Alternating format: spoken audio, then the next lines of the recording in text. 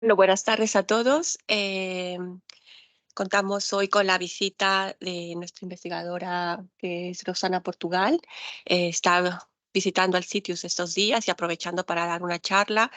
Ella terminó sus estudios de maestría y doctorado en la Universidad Pontificia Católica de Río de Janeiro, en Brasil, en 2020, y luego pues pasó a hacer un trabajo de investigación con la Universidad de York para hacer un postdoctorado. Actualmente está como profesora de la Universidad Nacional de San Antonio de Abad del Cusco, Perú, y también es investigadora postdoctoral, en la cual forma parte de un equipo muy interdisciplinar del Instituto de Ciencias de la Comunicación y Media de la Universidad de Múnich, en el cual está con un proyecto hasta 2025.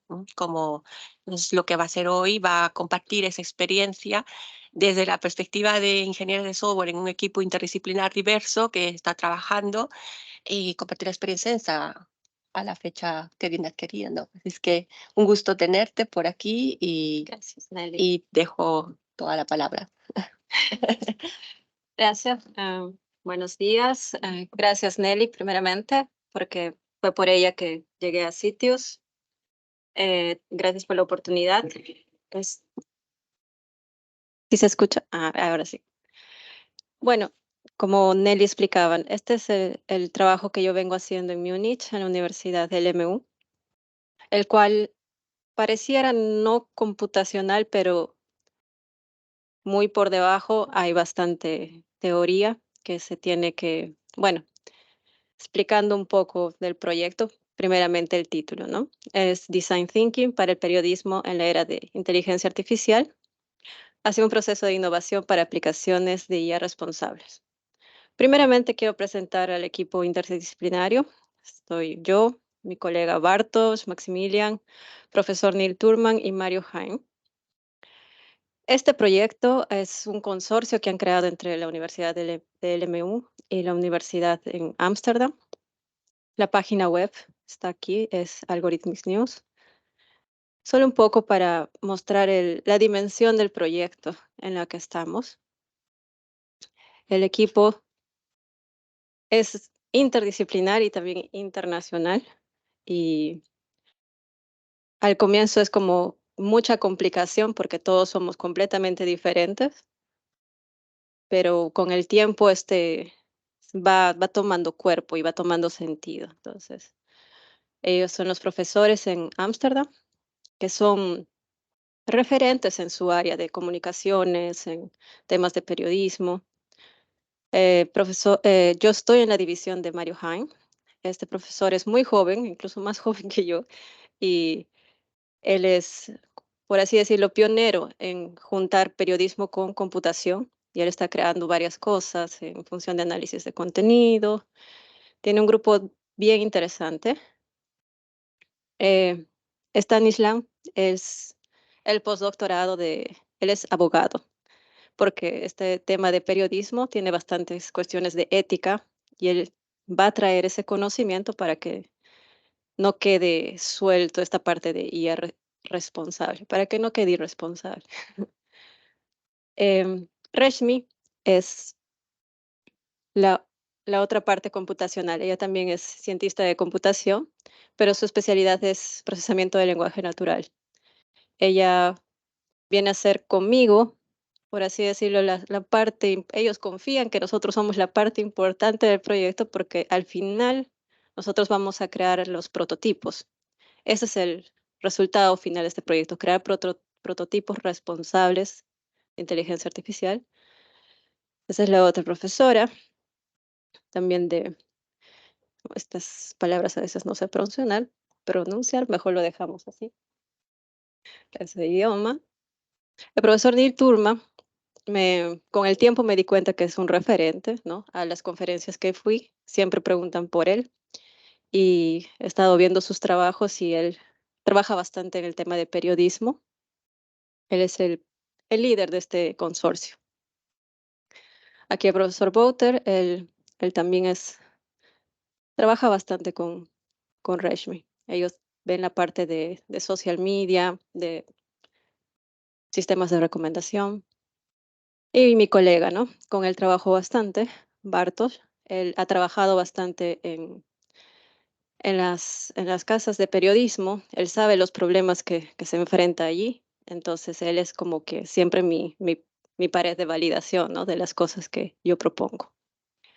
Bueno, dicho esto, presentado el gran equipo, ¿no? Es un gran equipo. Y bueno, quien nos, quien soporta o quien da el dinero para este proyecto es la Fundación Volkswagen. Hasta donde me dijeron no tiene nada que ver con los carros, es otra fundación. Yo pensaba que era de los carros, pero bueno, es de los coches, de los coches. Entonces, vamos aquí. ¿Verdad? O debo, está bien, ¿no? Bueno, entonces volviendo un poco al título, ¿no? ¿Cómo es el design thinking? Probablemente muchos de ustedes han escuchado. Esta es una palabra de moda actualmente en muchas empresas. Todas las empresas de innovación, hasta donde yo he visto Airbnb, Uber, todos que crean estas nuevas aplicaciones modernas, usan este método, design thinking. No están hablando nada de ingeniería de software, ingeniería de requisitos. Ellos simplemente dicen, usamos design thinking para crear nuestro nuevo producto. Pero bueno, para nosotros que hemos estudiado esta área de ingeniería de requisitos, sabemos que design thinking es otra palabra para decir algo que ya existía. Claro que han agregado cosas del área de diseño, ¿no? Bueno, antes de entrar a Design Thinking, quisiera mostrarnos una frase que es muy importante de este profesor Berry. Profesor Berry es referente en nuestra área de ingeniería de software, en ingeniería de requisitos específicamente.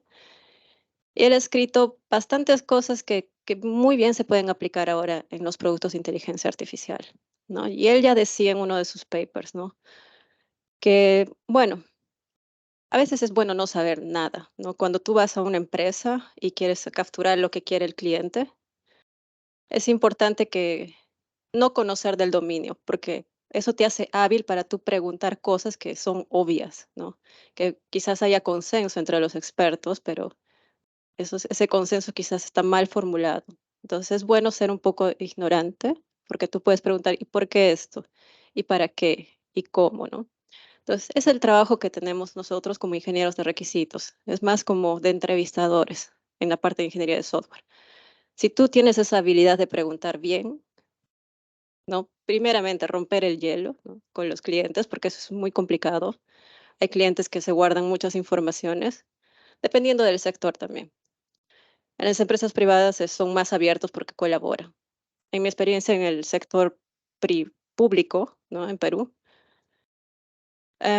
es complicado. Se guardan muchas informaciones porque tienen muchas cuestiones políticas por medio. Bueno, entonces romper ese hielo es un primer paso. Segundo paso, preguntar bien, porque las entrevistas que uno tiene no son que se pueden dar cada día, ¿no? A veces tienes con un stakeholder una reunión programada y nunca más se va a volver a repetir con esa persona. Pero igual es limitado. O sea, la cantidad de preguntas que tú prepares o lo que estudies sobre el tema, no vas a llegar a la completitud del problema. Es una falacia que vas a llegar a la completitud del problema. Entonces siempre vas a tener que tu proyecto o tu producto no va a ser para todo, ¿no? Es para una sola cosa, con una serie de tareas, nada más. Bueno, y acá viene el design thinking, qué es lo que vende, ¿no? Bueno, ellos dicen que son centrados en el humano. Sí, los que han hecho, no sé si ustedes han hecho software o han visto cómo se hace software. Normalmente, bueno, antiguamente, como les explicaba, tenemos una entrevista o hacemos cuestionarios, etcétera. Traemos toda esa data para después nosotros formular los requisitos. Eso ha quedado un poco desfasado. El design thinking ha roto ese conocimiento, por así decirlo, diciendo que no, pues los que van a usar el software deben diseñar su propio software, ¿no? Pero eso es, en la práctica, hasta donde yo he visto, es complicado porque tienen que mezclar su conocimiento o lo que quieren o lo poco que saben de computación para crear algo de inteligencia artificial que es más complicado incluso. Entonces, en teoría parece bonito que los usuarios vengan y creen sus propias cosas, pero en el momento es como que todos están hablando un idioma diferente, ¿no? Ellos hablan de, por ejemplo, de periodismo. Ellos son muy buenos en su tema de periodismo, obvio, saben de ese dominio. Pero nosotros que somos por ejemplo, en mi caso, yo soy la cientista de computación y yo estoy viendo que todo lo que hablan tiene una complejidad alucinante, ¿no? Y digo, eso no se va a poder realizar así. O están mezclando demasiadas tareas y mis compañeros que son de sociales o periodismo, de comunicaciones, más o menos que están aceptando lo que dicen los periodistas.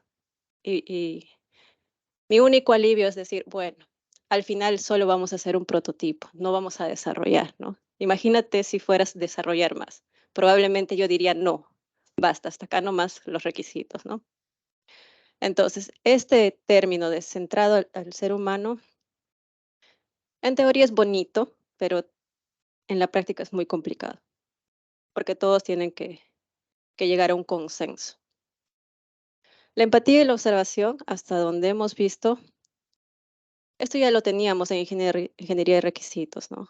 Romper el hielo es complicado. Hay muchos papers que están tratando este tema solamente del design thinking, de la empatía, cómo mm, comprometer a los participantes en que realmente creen algo, ¿no? Vamos a crear algo juntos. No es tan simple, porque a veces muchos son obligados por sus jefes, ¿no?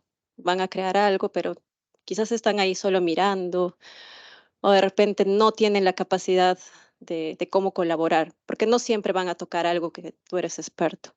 No hay un manual para el design thinking, es como se juntan todos y es como jugar, no vamos a crear algo. Y a veces no se entiende eso, ese desorden. Entonces, esta empatía, hasta donde hemos visto en nuestro primer experimento para mí es un problema principal. El proceso iterativo ya lo habían visto con las metodologías ágiles. Las metodologías ágiles se han vuelto famosas por eso, porque mientras más rápido iteras, más rápido creas productos y más rápido puedes validar la idea. Entonces, esto no es un problema. La colaboración y equipos multidisciplinarios, eso sí es complicado. Como les dije en nuestro propio proyecto, no solamente éramos interdisciplinar, éramos internacional, ¿no? Somos de diferentes lugares y tomó un tiempo entonces hasta que nos entendamos, hasta que nosotros hagamos este trabajo de la empatía en sí. La ideación creativa. Esto también he visto empresas. Hay una empresa en Estados Unidos, IDEO se llama, creo. Ellos sí trabajan bien esta parte creativa porque tienen todo su oficina que motiva a hacerlo en realidad, ¿no? Pues hasta si a alguien le dio la gana de tener un avión allí porque le da más creatividad, se lo dan, ¿no? Entonces, cosas así. Es un desorden esa oficina, pero en ese desorden sucede la creatividad. Entonces, esto pareciera tan fácil, pero no, es como que romper las reglas de lo que existe, ¿no? Si no me gusta esta mesa y me gusta trabajar en el piso, deberían permitírtelo, porque eso permite la creatividad. Eso, por ejemplo, no lo tenemos como tal, ¿no? Estoy tratando de insertar eso en el proyecto, ¿no? Tenemos nuestra oficina donde las paredes están totalmente limpias. Y bueno, he pegado todo el material que hemos traído de los workshops, ¿no? Los post-its, etcétera, para más o menos simular lo que hace el design thinking. Y tiene sentido, ¿no? Entonces, de verlo diario, ya se te queda el problema, por así decirlo. Como los periodistas que pegan sus víctimas, por así decirlo, ¿no? A quien están investigando. El prototipado y la experimentación, bueno, eso es algo que sí ya teníamos en ingeniería de requisitos. No es, no es tan complicado desde mi punto de vista. Y acá el sesgo hacia la acción. Acá se trata no de, acá también como que olvidan la ingeniería de requisitos, ¿no? De modelar y hacer tus simulaciones. Simplemente es crear algo, no importa con tus preconceptos, hay que crear algo.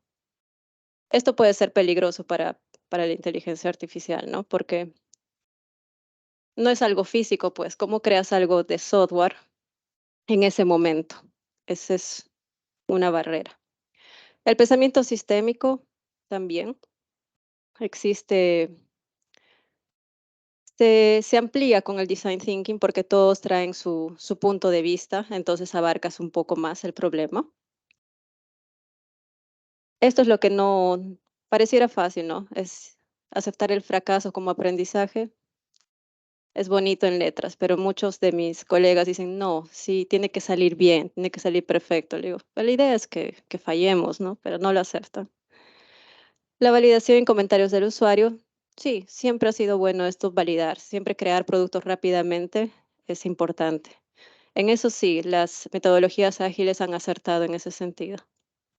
Bueno, específicamente en el periodismo, acá estábamos en el design thinking, ahora vamos al periodismo. ¿Cuál es el problema del periodismo? Ellos tienen un conjunto de aspectos éticos que ahora ha venido a estar, es un problema para ellos, ¿no? Porque la inteligencia artificial es una caja negra, no saben cómo están hechos estos modelos, pero ellos tienen muchos aspectos éticos que cumplir y, y han visto que esto ya no es un software común, ¿no? Ya no pueden manipularlo. Entonces, ellos dicen, ¿cómo vamos a saber que esto es responsable, que esto no tiene el sesgo, ¿no? Racial y etcétera? Entonces, se han puesto a cuestionar cosas que nosotros en ingeniería de software ya habíamos estudiado ese problema por mucho tiempo, las cualidades del software. Segundo, lo que les mencionaba, ellos no tienen idea de cómo funcionan estos modelos. Solamente mencionan, bueno, es una caja negra y debería ser abierta, ¿no? Y debería ser transparente para nosotros. Y no solamente es que sean transparentes, ellos también, yo les digo, ¿de qué sirve que esté transparente si no vas a entender? Estos modelos son complicados de entender, ¿no? Entonces necesitan entrenamiento para entender un modelo o cómo están las características de este modelo. Entonces esto es muy complicado. Tercero son los tiempos que tenemos de los workshops. Estas sesiones de design thinking son muy limitadas. Tú no puedes mantener a las personas creando más de 2 horas. Lo ideal es 40 minutos máximo, 1 hora. Entonces, en ese reducido tiempo, ¿cómo quieres sacar el máximo provecho? Es muy complicado e incluso para este tipo de problemas, ¿no? Cuestiones éticas. Ya no es un tipo de software simple, ¿no? Donde antes se hacía, bueno, vamos a hacer un sistema para la impresión de una factura o un reporte. Ya esa época de la ingeniería de software ya pasó. Y bueno, la interdisciplinaridad, ¿no? La idea del design thinking es juntar a todo el mundo y crear algo realmente novedoso. Nuestra propuesta, hemos hecho, estos son los pasos que el design thinking promueve. Son 6 pasos o 5. 3, 6, son 5. Nosotros hemos agregado solamente un paso más. Ellos presentan así un modelo de hexágonos que parece simple, pero no te dicen cómo hacerlo. Simplemente dicen, bueno, tienes que empatizar, tienes que definir un problema, tienes que idear, luego prototipar y luego probar. La novedad, o no sé si llamarlo novedad, porque es solamente un paso, ¿no? Yo siempre a mis colegas les dije, este tema de cualidades hay que tratarlo con pinzas, entonces hay que traerlo separado del problema, ¿no? La discusión de las cualidades éticas es muy diferente a las partes funcionales, ¿no? Si el sistema tiene que, si ellos tienen que producir una portada de periódico de los automáticamente o si tienen que procesar los textos que reciben de las empresas automáticamente, esas son cosas funcionales. Pero la parte de ver si la noticia se va a vender, que ellos tienen una cualidad que se llama newsworthiness, si realmente es vendible la noticia, ¿no? Entonces, esa cualidad, ¿cómo evalúas que un texto es vendible? Ahí puede haber mucho sesgo, ¿no? Depende de quién. Si es un humano, depende qué es lo que quiere poner, qué cosa se vende, qué noticia se vende, y de repente no es responsable hacer eso. Entonces, esta discusión lo encapsulamos, por así decirlo, en este paso. Sin embargo, ¿no? Parece fácil, nuevamente, lo de las cualidades, ok, lo podemos hacer en una reunión, discutir las partes éticas, etcétera. Parece muy simple. Pero esta es la parte que obviamente nadie me va a entender en mi grupo, ¿no? Quizás Nelly, que es cientista de la computación, o alguno de ustedes. Eso es difícil de explicarles, porque nosotros estamos hablando en un nivel muy alto, las cualidades, las funcionalidades, etcétera. Pero al final todo eso va a tener que programarse. Y cuando uno llega a nivel de programación, llega a este tipo de modelos. ¿Qué pasa con las cualidades? Por ejemplo, la frescura, ¿no? La frescura de la información, en este paper habla. Tú no puedes encapsular una cualidad y que simplemente haga, para los que han hecho código, ¿no? Lo ideal es encapsular unas rutinas, ¿no? Y con eso te puedes tener la reusabilidad o el mantenimiento del código facilitado. Esa es la idea de los programadores, reusar sus piezas y para diferentes propósitos. Pero cuando tienes una cualidad, ¿qué pasa? Hay una naturaleza transversal, ¿no? Porque en este ejemplo, la frescura puede impactar, por ejemplo, al movimiento de un controlador, al movimiento de un encodificador, al ambiente de un sampleador, ¿no? Entonces, puede afectar a muchos módulos, ¿no? Que tienes acá. Y, y uno puede pensar, bueno, simplemente haces la relación, pero acá estás violando un patrón que nosotros tenemos, ¿no? De la cohesión, ¿no? Los objetos tienen que ser cohesos. Entonces, ¿qué pasa? Si nosotros incorporamos cualidades, esto se va a expandir. Si están viendo, ya tiene tantas relaciones y tener esa dependencia a nivel de código ya complica la situación, ya no es mantenible ese código. Entonces, si uno va a prometer cualidades, que es fácil, ¿no? Como vendedor de software, tú puedes prometer cualidades, la transparencia, la accesibilidad, todo lo que quieras. Para uno que vende software, solamente vende, dice, bueno, sí, mi software va a tener accesibilidad, todas las cualidades, ética, etcétera. Pero para un programador eso es un problema, porque dice, ¿cómo voy a programar esto? ¿No? Esa es la complejidad. Y la complejidad también va en el punto que está acá tan simple, ¿no? Las cualidades nosotros lo llamamos de requisitos no funcionales. Entonces, cuando uno tiene una especificación de requisitos, tiene este tipo de frases, ¿no? Por ejemplo, el sistema evitará cualquier acceso no autorizado a los datos del cliente. Aquí parece muy claro, parece un requisito que ya está listo para programarse, pero en realidad no. A este nivel todavía es un requisito no funcional, está muy abstracto. Uno puede mejorar esa especificación y decir, la probabilidad de acceso exitoso a los datos del cliente por parte de una persona no autorizada debe ser inferior a 10 a 5, ¿no? Ya está hablando de una probabilidad, ya está dando datos. Sin embargo, todavía no es muy específico. Entonces, todavía está abstracto, todavía es una cualidad. Y aquí, ¿no? Si un ingeniero de requisitos se esfuerza en especificar bien o en obtener mejor las informaciones, la especificación va a terminar mucho mejor. La base de datos otorgará acceso a los datos del cliente solo a aquellos usuarios que hayan sido autorizados por su nombre de usuario y contraseña. Cualquier programador va a hacer este último. ¿No? Si tú le das la tercera especificación, cualquier programador va a estar apto para programarlo, porque ya le estás diciendo que va a haber un usuario y una contraseña. Incluso el programador te preguntará qué tipo de codificación para esa contraseña, ¿no? Entonces, eso es lo que tenemos que trabajar en bajo nivel, en pensar en esto, en la arquitectura, y también en pensar en las especificaciones que sean lo más concretas posibles. Sin embargo, el design thinking no te dice este tipo de cosas, ¿no? Simplemente te dice diseña algo.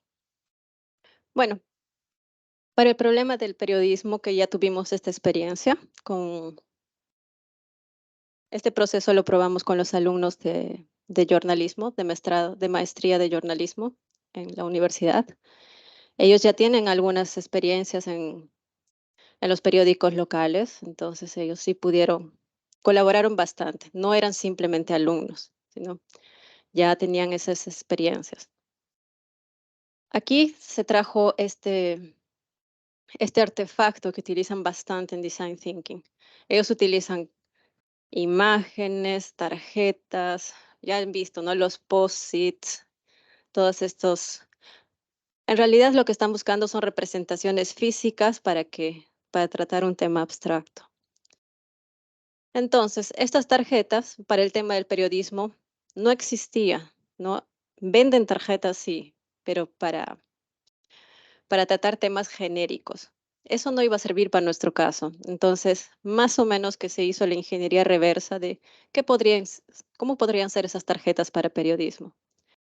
Bueno, nosotros, al final la intención, ¿no? Lo que yo descubrí, la intención es traer un conocimiento en esas tarjetas. Y bueno, nosotros buscamos las tareas más comunes que existen en el periodismo. Por ejemplo, editar y ensamblar videos, adaptar los captions de los contenidos de video. Ahora hay muchos videos que se muestran incluso en los trenes o en los aviones o en la publicidad, donde aparecen los títulos. No solo es el video, sino hay títulos que ya te van marcando las frases importantes. Eso se usa mucho. Agrega los subtítulos.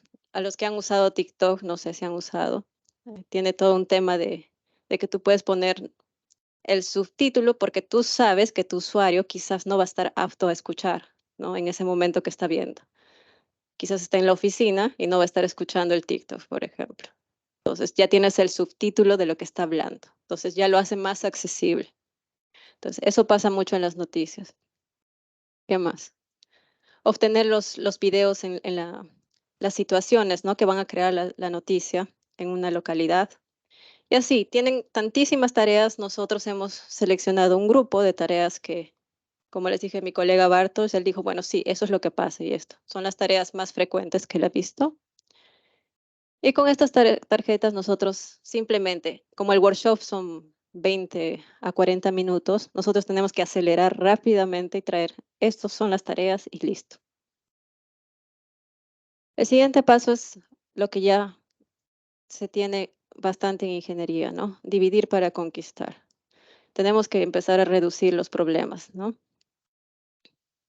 Ya no podemos tener todo este tipo de tarjetas. Al final tienen en grupo que escoger un problema. Ellos escogieron este que está acá marcado y está acá, ¿no? Después de toda una discusión, dijeron, pues sí, el problema actual del periodismo es esto. Nosotros tomamos mucho tiempo en ensamblar videos para crear noticias. Y esto debe ser rápido porque la competencia, no solo la competencia, sino los jornalistas ciudadanos, que es un término que ha creado el dueño de Twitter, em, que es un poco que está matando el negocio de los periodistas, porque ahora con el Twitter y con las herramientas como TikTok, Instagram, etcétera, cualquiera puede ser periodista, cualquiera puede mandar una noticia. Entonces eso les molesta mucho a los periodistas porque ellos dicen ser periodista tiene todo un conocimiento, toda una base de las éticas del periodismo para que cualquiera pueda ser periodista, no es posible. Y están en competencia con aquellos que no son periodistas. Entonces, y ellos dicen que este mercado es el más peligroso, ¿no? Tenemos que crear rápidamente videos, ¿no? Y que tenga responsabilidad. Entonces, fue una buena selección lo que hicieron. Porque había que, ellos tienen limitaciones de tiempo, que es una cualidad. ¿Qué más? Mm, ellos tienen problemas. Vamos a verlo eso después. Aquí, por ejemplo. Si vemos en el tema de las cualidades, ¿no? De este problema de editar videos y ensamblar videos, ustedes pueden ver acá que las cualidades que ellos nombraron son estas. Uno, que los videos tienen que ser relevantes, que tienen que ser rápidos, inmediatos, que hay una noticia que de aquí a mañana ya no es noticia, ¿no? Tienen que tener también cuidado, ¿no? Si aparece un niño en el video, también tienen que ponerle un blur, ¿cómo se dice un blur en español? Ya me olvidé. Tienen que un bloqueo, ¿no? Para que no se vean los niños, ¿no? ¿Qué más? Ellos tienen que ser profesionales, ¿no? En su profesión ellos han aprendido que es ser profesional del jornalismo. Esto todavía, si se dan cuenta, es una cualidad que necesita descomponerse. ¿Qué es ser profesional? De otro lado, también tienen que ser entretenidos, ¿no? Porque tienen que vender al final de cuentas la noticia. Y otra cualidad es que sea comprensible, ¿no? Porque hay muchas noticias que no va a llegar a todo el público, porque no está quizás en un discurso que llegue a todos. Ese es el caso de las noticias de política, ¿no? Que ya es cada vez el público más reducido o tienes que tener una secuencia de haber leído lo que pasa en la política. Y bueno, este es el mapa más corto que hemos producido. En realidad fue la pizarra, faltaba pizarra para que ellos pongan más cualidades. Y lo que introduje del campo de computación o de ingeniería de requisitos es traer estas relaciones que están acá, ¿no? Y este es el problema de los requisitos no funcionales o de las cualidades. Que, por ejemplo, si ellos logran que su producto sea entretenido, puede ser que pierda la relevancia de la noticia, ¿no? Se puede caer en ese peligro. Otro tema es que si tú eres muy rápido produciendo tu noticia o tu video, puedes caer fácilmente en perder profesionalismo.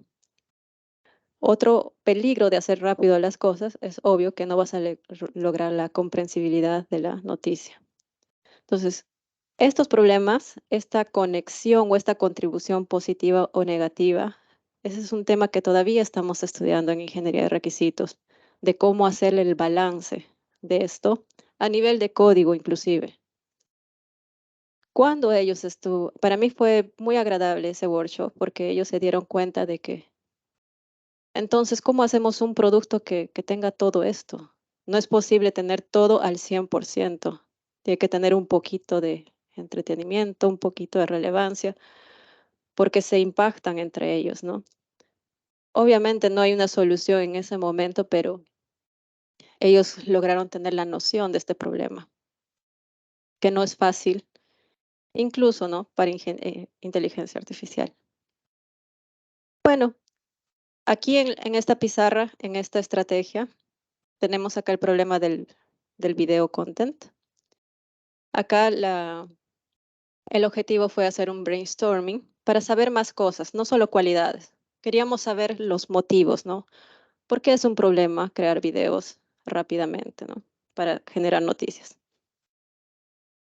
Bueno, los motivos que ellos presentaron, bueno, dijeron, ¿no? Es complicado hacer los subtítulos. Yo ya no estoy para eso, ellos dijeron, ¿no? Debería haber alguien o una herramienta que rápidamente cree los subtítulos, porque a veces eso demanda mucho tiempo y lo hacemos mal, con errores. Otro error importante, otro factor es que ellos no tienen entrenamiento en estas herramientas. Quizás tuvo uno de ellos el acceso al entrenamiento de esa herramienta que adquirieron, pero los otros que llegaron tarde no, no pudieron adquirir ese conocimiento y tienen que aprender solos. Entonces, esto es bastante importante.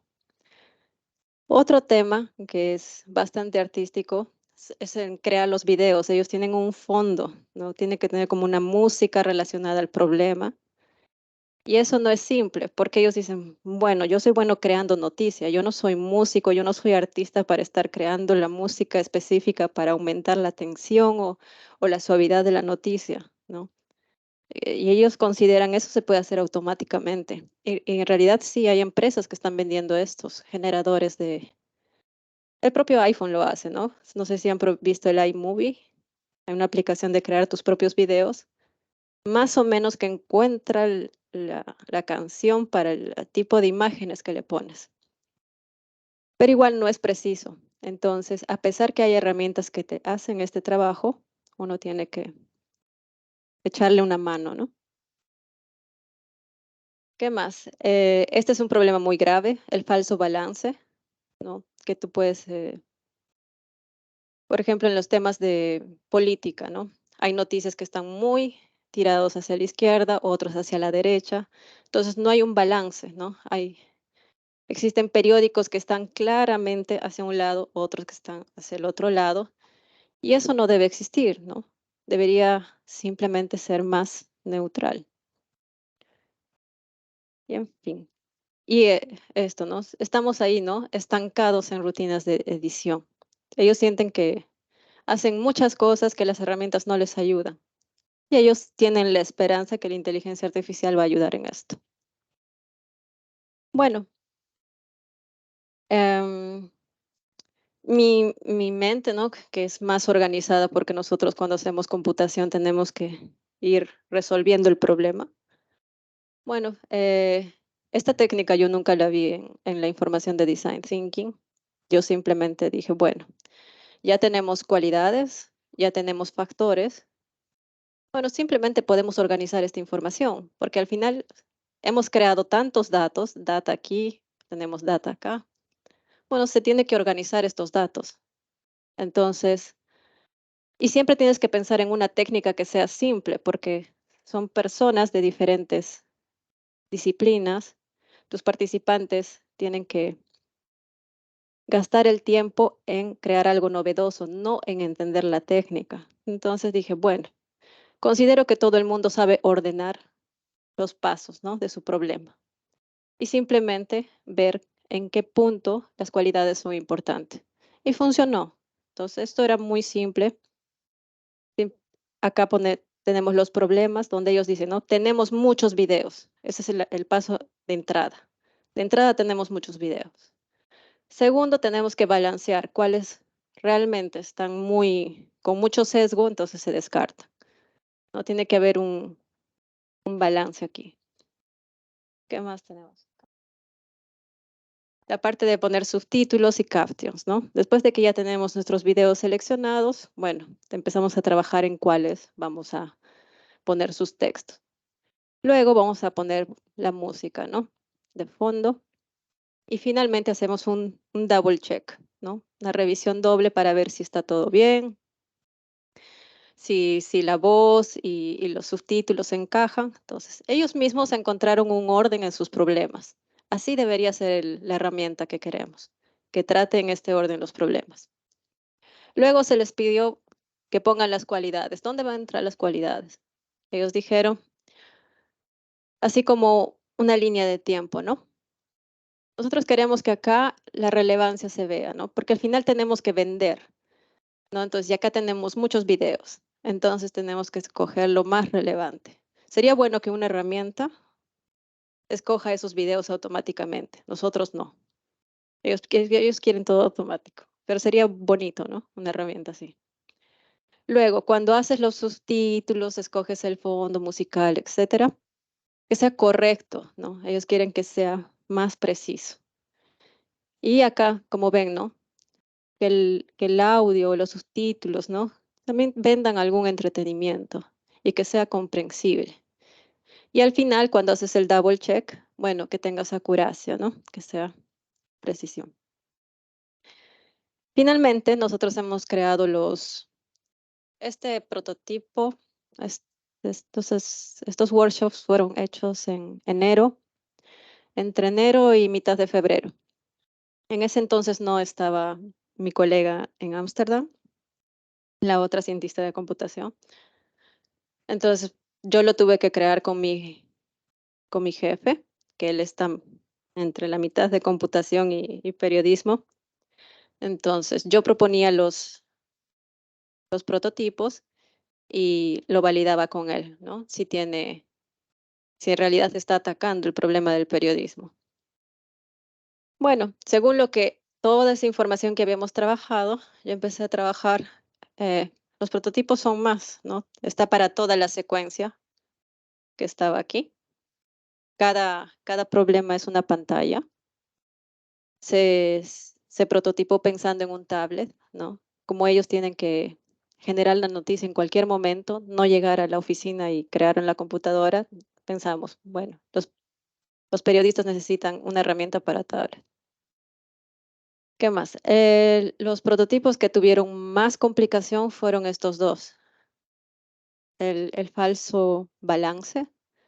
Esto es muy complicado, si se dan cuenta, porque para noticias de política, bastante se ha avanzado en este área. Hay bastante literatura, bastantes trabajos sobre cómo evitar el sesgo político, ¿no? Entonces, por así decirlo, es más simple identificar cuál es el discurso de la izquierda, el discurso de la derecha. Tengo un colega que está trabajando en este tipo de investigación.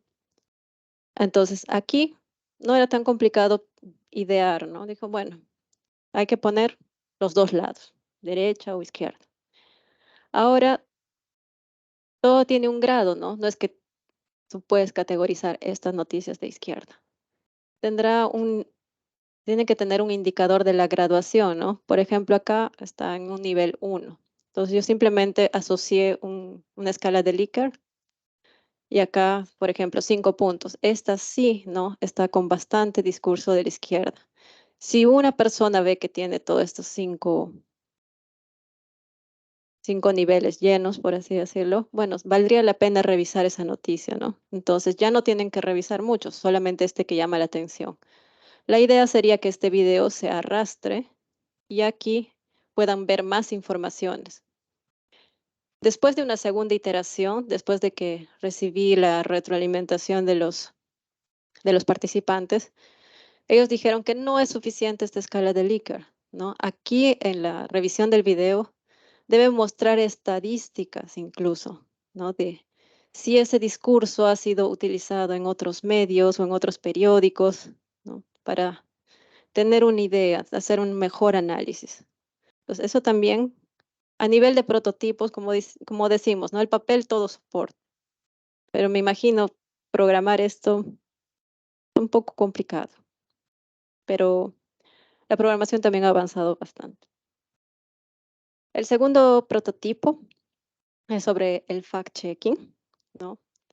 Esto es muy pesado porque tiene muchas herramientas, por ejemplo, de computación visual, ¿no? Yo estaba revisando cómo se haría eso, ¿no? Porque existe ese problema que uno utiliza videos de otros eventos para, para engañar, ¿no? Para crear una noticia falsa y decir, bueno, estás hablando de una protesta actual y pones un video de una protesta más grande que fue en el mismo lugar y el ciudadano que ve eso a veces lo cree, ¿no? Porque el ciudadano no tiene tiempo para hacer fact-checking. El ciudadano confía que los periodistas están haciendo ese trabajo, pero en realidad, como no hay tiempo, no lo hacen.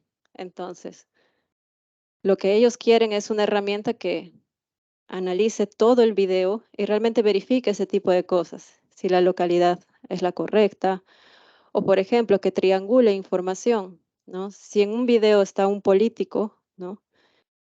Y para validar si realmente fue en esa fecha ese video, incluso se puede extraer esas entidades, ¿no? Verificar si ese político realmente estuvo en esa ciudad, en ese día, ¿no? Entonces la herramienta debería mostrar, mire, es 80%, ¿no? De acuracia, ¿no? Porque no va a tener 100%, ¿no? Sí es 80% confiable de que ese político sí estuvo en ese lugar. Entonces, ok, si ellos tienen que decidir rápido, 80% está bien, ¿no? Entonces ya no verifican manualmente. Y así, dentro de un video hay muchas cosas que se pueden manipular, no solamente eh, el texto o lo que está hablando las personas, también las situaciones, si es si es en una plaza, si es en un congreso, etcétera. Esto es un problema muy pesado, hay mucha tecnología por atrás y esto todavía no estuvieron satisfechos en este prototipo. Este todavía quedó ahí, porque ellos tampoco tenían más ideas. Dijeron, sí está bien, pero no sé, dijeron, fue ahí. Entonces, por eso lo pongo a estos dos que estaban un poco, que fueron más debatidos. Los prototipos también fueron trabajados en un workshop. Ellos, como no se ve acá, ¿no? Pero ellos en la pizarra ponían falta esto, falta el otro, etcétera. Entonces yo me llevaba esos comentarios y los trabajaba, los refinaba mis prototipos. Y bueno, las conclusiones que tenemos de esta primera experiencia. Este trabajo fue presentado hace 2 semanas en Zúrich. Es una conferencia de computación y jornalismo donde se presentan las novedades, ¿no? Que es para la computación para el jornalismo con computación. No fue fácil presentar este trabajo porque obviamente tiene muchas cosas técnicas que a veces no se puede decir, ¿no? Se quedan cansados en el público. Pero este trabajo está tratando de, bueno, creemos que hemos traído un nuevo proceso de design thinking que no es muy genérico, sino más específico para el jornalismo. También se podría aplicar para otras áreas porque las cualidades están en todo dominio. La otra contribución es que nos hemos basado en literatura interdisciplinaria. No solamente estamos tratando la cuestión de la política o del jornalismo, sus reglas éticas, sino que el punto de vista de mis otros colegas, ¿no? Son gente de comunicaciones, de sociales, las cualidades han sido validadas por este abogado que sabe, ¿no? Cómo funciona la parte legal para crear este tipo de herramientas y la parte que viene de computación, ¿no? De cómo tratar de balancear esto. Tercero, hemos hecho unos prototipos que en su, cuando yo los creaba, bueno, estaba como un poco desconfiada, decía, bueno, al final esta es mi visión como ciudadano, porque yo no soy del área de periodismo, ¿no? Es lo que a mí me gustaría como ciudadano que hagan los periodistas. Pero eh, ahora estamos empezando a trabajar con un periódico de Düsseldorf, el Rheinische Post, no sé si conocen. Este periódico, uno de los encargados, cuando lo entrevistamos, él pidió que tratemos el tema de fact-checking, que esto es lo más pesado. Y mientras él hablaba del problema del fact-checking, él siempre mencionaba esto. A mí me gustaría una herramienta donde subas el video y el video rápidamente sea descompuesto. Y era exactamente lo que decía, era como la música para mis oídos, ¿no? Era exactamente lo que yo había prototipado. Dije, wow. Y de cierta parte era una validación de lo que había hecho. Entonces, pero de ahí a construirlo hay un gran paso. Y cuarto, mm, que esto hay que tener en cuenta, ¿no? Que es como educar a todos los que usan design thinking y mucho más para inteligencia artificial. Uno no tiene que fijarse solamente en la eficiencia, ¿no? De que la inteligencia artificial va a hacer las cosas más rápidas, sino que tienes que ver, ¿no? Las otras cualidades que están en ese círculo, ¿no? Que tienes que respetar los estándares de calidad, pero en realidad es un problema de este tipo, ¿no? No puedes ofrecer todo, vas a tener que ofrecer las cosas en una forma balanceada. Y bueno, gracias. Ese fue el trabajo que estamos hasta este momento. Y lo próximo va a ser esta experiencia con el Rheinische Post, donde de hecho es parte de esto, pero estamos trayendo otras técnicas que pueden mejorar el proceso de design thinking. Gracias.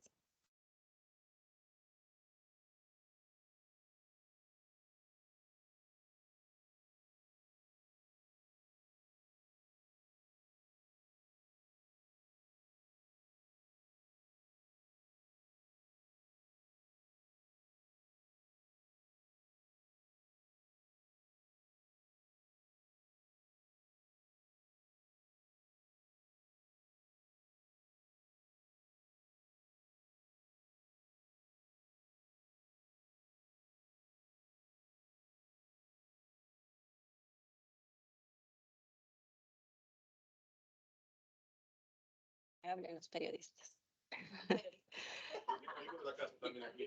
Por favor, necesito sus comentarios.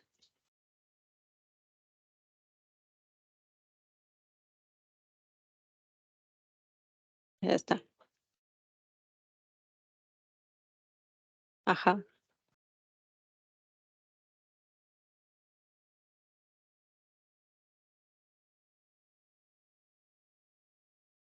generativas, ideas que son capaces de generar cosas que realmente nunca existieron.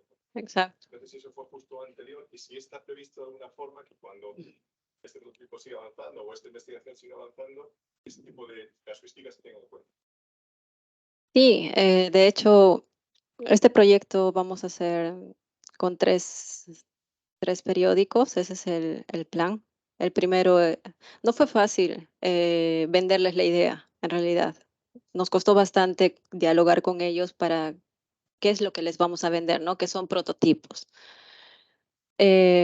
Bueno, después de que hemos trabajado mucho en convencerlos, ahora ya nos están llamando, que eso es la buena parte. Entonces, este segundo periódico, que está más cerca de Múnich, él pidió ese tema de los contenidos autogenerados, ¿no? Y él estaba hablando de un asistente, ¿no? Que no quieren todo automatizado, pero sí quieren un asistente que genere el contenido y etcétera. Y este es un problema, porque eh, en este periódico en Düsseldorf, me parece, si es que no estoy confundiendo, ellos dijeron, bueno, nosotros sí hemos, no fue en Düsseldorf, fue en esta conferencia en Zúrich. Una ponente dijo, bueno, sí, en nuestro periódico, en Bloomberg, ellos hicieron ese experimento de simplemente que, que la inteligencia artificial sugiera cuál sería la noticia que vende. Y les dijo, bueno, podrían vender recetas, un periódico que muestre recetas, bueno, online, ¿no? Que, por ejemplo, de pizza, cómo hacer la mejor pizza y etcétera. Ellos al comienzo decían, quizás no sea relevante, pero hicieron el experimento de mostrarlo, ¿no? Y realmente el público tuvo bastante aceptación que existe esa sección como que de cocina, cómo hacer bien una receta que parece ya una pizza, ¿no?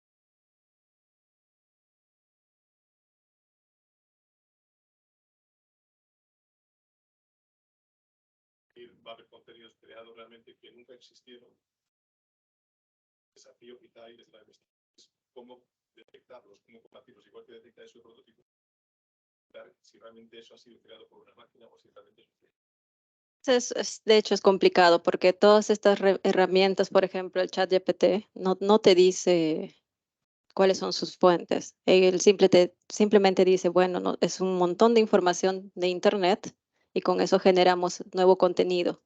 Pero cuáles son las fuentes utilizadas para ese contenido, eso sería lo ideal, ¿no? Que sea transparente. Pero el chat GPT ya es el producto de un modelo que ha sido procesado. Eso es complicado, como hacer la ingeniería reversa para que te diga dónde son las fuentes. Lo ideal es que cada empresa periodística o que se haga un gran, no sé, una gran entidad que se preocupe de esta transparencia de las fuentes, ¿no? ¿Qué informaciones se da a este chat GPT o que cada empresa tenga su chat GPT? Porque esto se va a salir de control. No puede estar así encapsulado o seguir siendo una caja negra. Pues nunca vamos a tener las explicaciones y eso va a llevar siempre a la duda. No sabemos si está bien la información o está mal, si es de calidad lo que tiene ese modelo o no.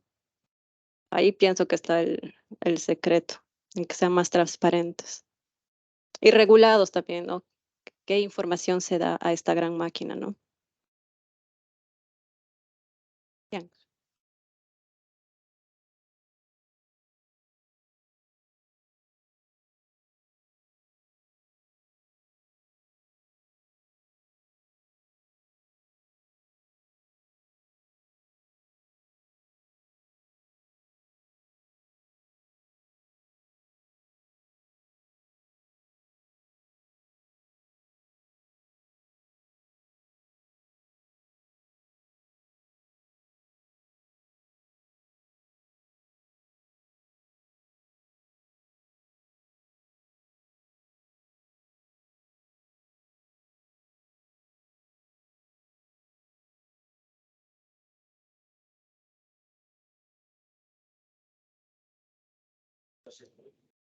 no es un tema de inteligencia artificial, es más.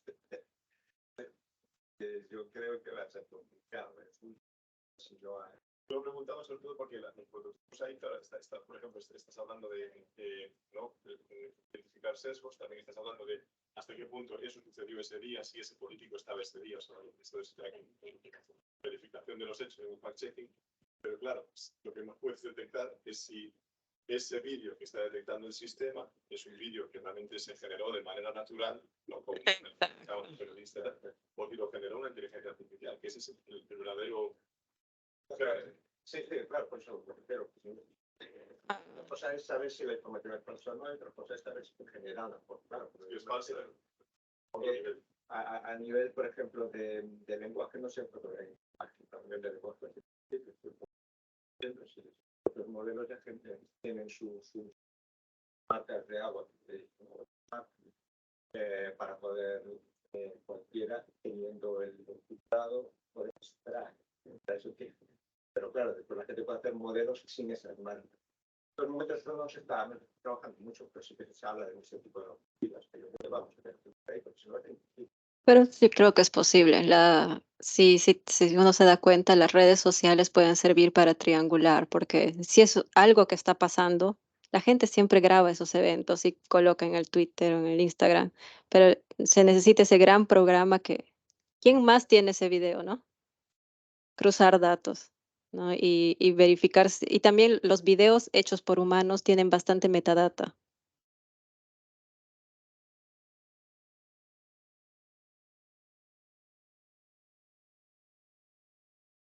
Eso, sí es.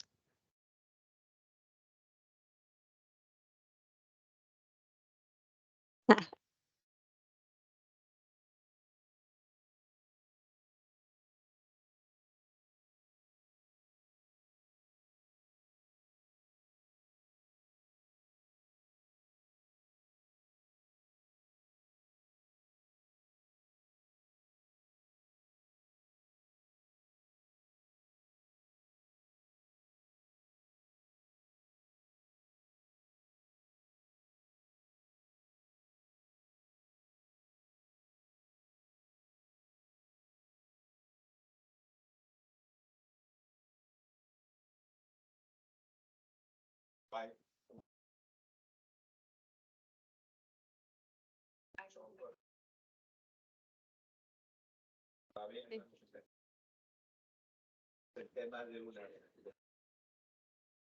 Pues bueno. Es súper interesante. La verdad es que tengo algunas notas. Por ejemplo, en principio estás hablando de qualities, software, Sí. pero no había software. Estabas hablando realmente sobre el producto de los periodistas quieren componer, ¿no?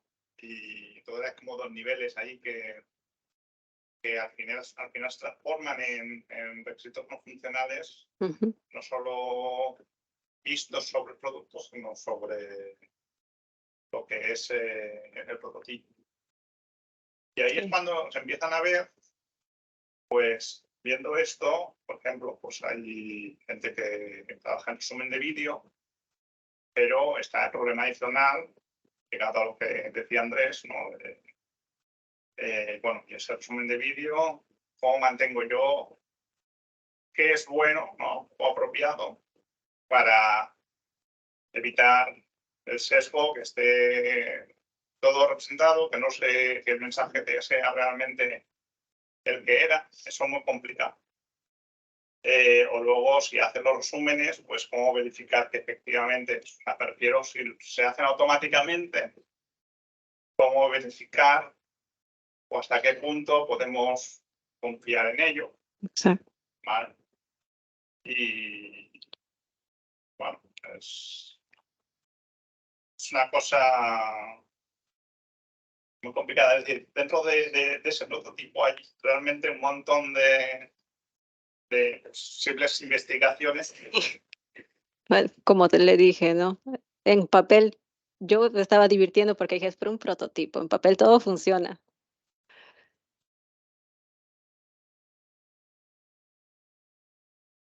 Exacto.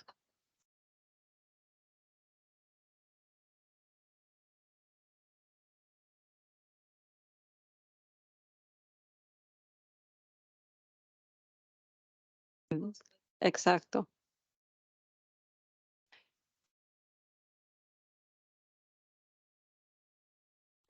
Sí,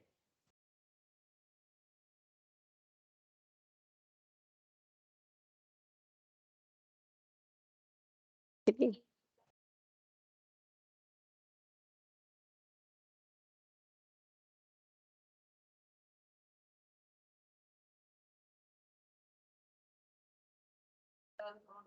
Entonces, por parte de los medios de comunicación, si hay un compromiso, una identificación de esto ha sido tratado por el cliente, yo creo que ahí sí que sería una relación que hace como una forma de separar.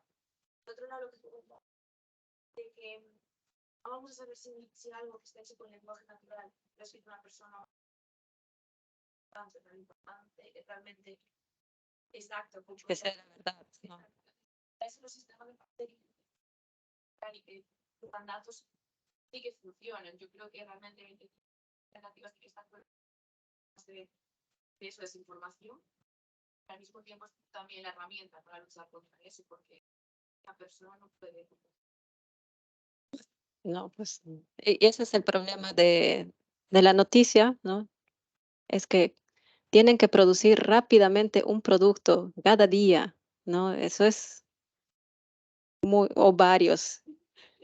Eso es demasiado porque para el software, nosotros hacíamos un proceso ágil para un software quizás en 2 meses, 3 meses, un mes, pero que generar un producto diario con tantas cualidades, eso es quizás no estamos preparados para eso, ¿no? Y están demandando eso, ¿no? Y, y en realidad el proyecto no está pensado en los grandes periódicos, porque ellos sí tienen la capacidad de pagar estas herramientas. El problema es para los pequeños casas de periódicos, ¿no? Que obviamente no tienen muchos recursos y van a caer en el uso de estas herramientas. Y estas herramientas tienen que proveer responsabilidad, ¿no? Entonces, y probablemente va a haber muchos que van a hacer solamente con inteligencia artificial. Y eso va a ser difundido, esas noticias. Entonces, ese es el fin de ese proyecto, de que sea para los pequeños, no para los grandes. Aunque los grandes sí, ellos están tratando de crear cosas muy grandes, ¿no? Ellos tienen el presupuesto para ello.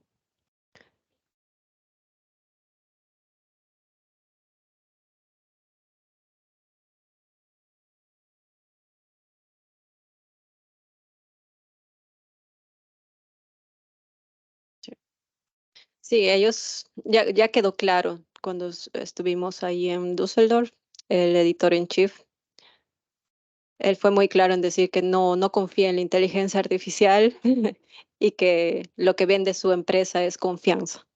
Ellos nunca van a caer en usar 100% esto, o si van a utilizar esas herramientas van a ser con mucho cuidado. Pero a veces pienso que es, no puede estar mucho de un lado y del otro lado, ¿no?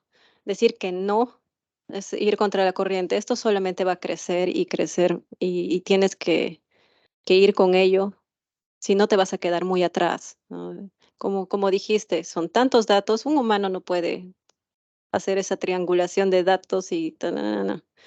Necesariamente para eso se ha creado la inteligencia artificial, para crear una mejor verdad, ¿no? Pero es bonito en el discurso, ¿no? Pero cuando uno es de computación, es un horror. Dijo, ay, ¿cómo se programa eso?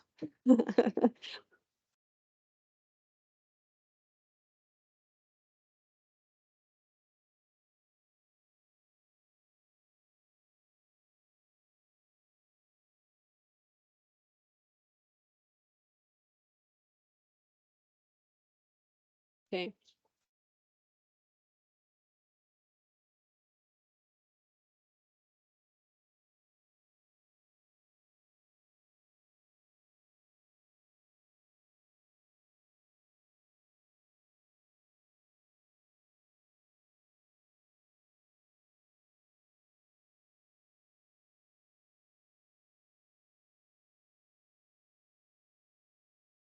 Pero al final depende del ciudadano, ¿no? Eso es lo que yo hacía en Cusco con mis alumnos.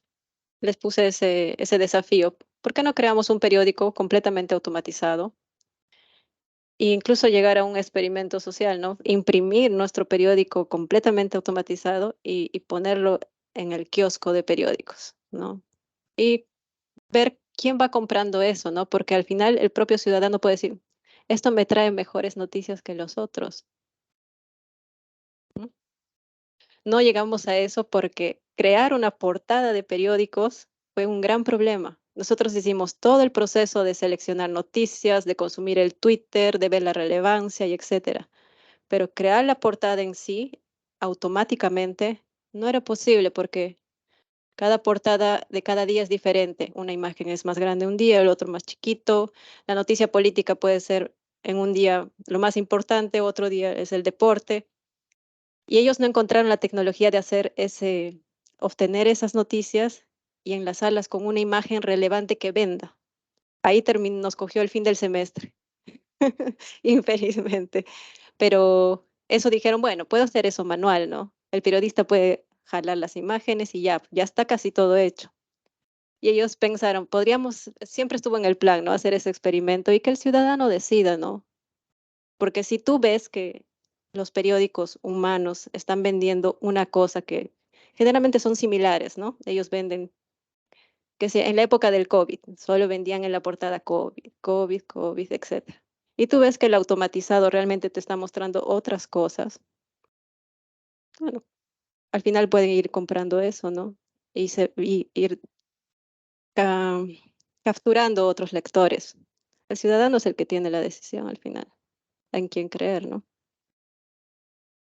Un poco arriesgado, pero si tú ves una alternativa, es como que ya tienes un mejor juicio, ¿no? Ellos me están engañando o él me está engañando, pero ya tienes otra opción, ¿no? Pero igual la gente no cree mucho en las noticias en estos tiempos. Ya, ya hemos llegado a eso.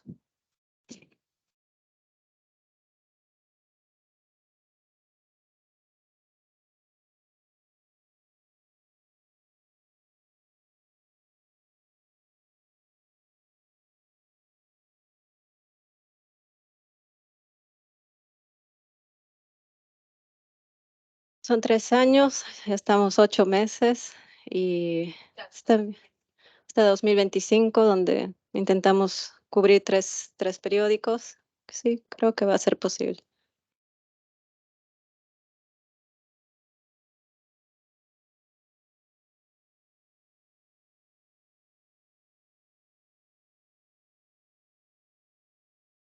Gracias a todos.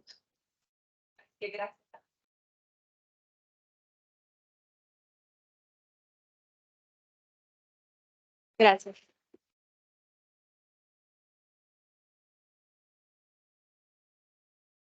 Creo